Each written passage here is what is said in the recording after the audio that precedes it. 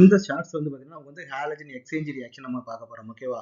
இப்போ நம்ம வந்து ஹாலோ அல்கேன் நம்ம வந்து பார்த்தீங்கன்னா இந்த சாப்டர் நேமே நமக்கு என்ன பார்த்தீங்கன்னா ஹாலோ அல்கேன்ஸ் அண்ட் வந்து பார்த்தீங்கன்னா அரீன்ஸ் அப்படின்னு வந்து சொல்லுவோம். ஓகேவா?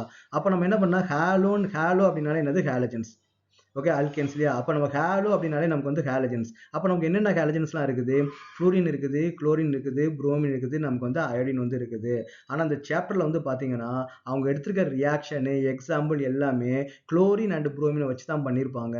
ஃப்ளூரின் அண்ட் அயோடினை பற்றி நமக்கு வந்து ரியாக்ஷன்ஸ் எதுவுமே இருக்காது. ஏன்னா ஃப்ளூரின் அண்ட் அயோடின் காம்பவுண்ட்ஸ் வந்து பார்த்தீங்கன்னா ஹைலி அன்ஸ்டேபிளாக வந்து இருக்கும். ஸோ அப்போ வந்து fluorine and iodine based compound வந்து நமக்கு வந்து அதிகமாக இருக்காது. அப்போ இல்லை சார் எனக்கு வந்து ஃப்ளூரின் பேஸ்டு காம்பவுண்ட் வந்து எனக்கு வேணும் அப்படின்னா அப்போ அதுக்குன்னு தனியாக வந்து ஸ்பெசிஃபிக் ரியாக்ஷன் வந்து இருக்குது. இப்போ நீங்கள் ஒரு ஃப்ளூரின் காம்பவுண்டோ இல்லை ஒரு அயோடின் காம்பவுண்டோ நீங்கள் வந்து ப்ரிப்பேர் பண்ணணும் அப்படின்னா நீங்கள் என்ன பண்ணணும்னா அதுக்குன்னு வந்து பார்த்தீங்கன்னா எதுலேருந்து பார்த்தீங்கன்னா இந்த ஹாலஜன்லேருந்து நம்ம வந்து ப்ரிப்பேர் பண்ண முடியும்.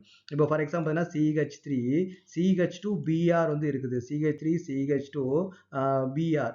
அப்போ CH3 CH2Br இருக்குது அப்படின்னா நீங்கள் என்ன பண்ணலாம், இது வந்து நீங்கள் NaI கூட வந்து நீங்கள் ரியாக்ட் பண்ணணும். எனக்கு இல்லை சார் எனக்கு ஸ்பெசிஃபிக்காக எனக்கு வந்து அயோடின் காம்பவுண்ட் எனக்கு வேணும் அப்படின்னா அப்போ நீங்கள் என்ன பண்ணணும், இந்த ஒரு ஹாலஜன்லேருந்து தான் இன்னொரு ஹாலஜன் வந்து நீங்கள் கொண்டு வர முடியும். குளோரின் அண்ட் புரோமின் தான் மோஸ்ட்லி வந்து நமக்கு வந்து இருக்கும்.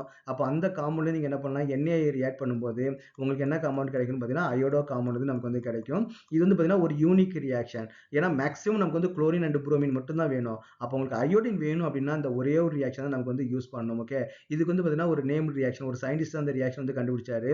அதே மாதிரி ஃபிங்கிலிஸ்டின் ரியாக்ஷன் வந்து சொல்லுவாங்க. Okay, Finkelstein reaction. Okay, Finkelstein reaction இந்த சயின்டிஸ்ட் தான் அவர் வந்து கண்டுபிடிச்சாரு. அதனால பார்த்தீங்கன்னா ஃபிங்கிலிஸ்டின் ரியாக்ஷன் சொல்லுவாங்க.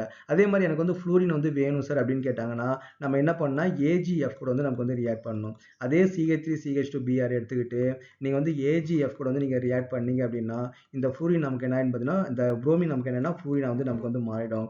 CH3 CH2F வந்து நமக்கு வந்து கிடைக்கும். இதுக்கு பேர் என்ன சொல்லுவாங்கன்னா ஸ்வார்ட்ஸ் ரியாக்ஷன் சொல்லுவாங்க. ஓகே, இது பேர் ஸ்வார்ட்ஸ் வந்து கண்டுபிடிச்சாரு. இது ஸ்வார்ட்ஸ் ரியாக்ஷன். இதை நம்ம என்ன சொல்லுவாங்கன்னா ஃபிங்கிலிஸ்டின் ரியாக்ஷன் சொல்லுவாங்க.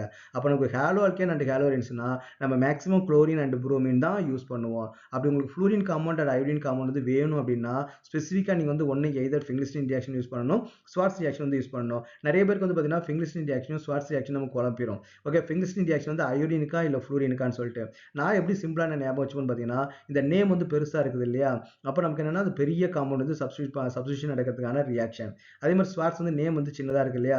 அப்போ ஸ்மால் ஆட்டை வந்து எக்ஸ்சேஞ்ச் பண்ணுறதுக்கான ரியாக்ஷன். இந்த மாதிரி ஞாபகம் வச்சுட்டீங்கன்னா உங்களுக்கு ஃபிங்கிலிஸ்டின் ரியாக்ஷனும் ஸ்வார்ட்ஸ் ரியாக்ஷனும் வந்து பார்த்தீங்கன்னா உங்களுக்கு கன்ஃபியூஸ் ஆகாது.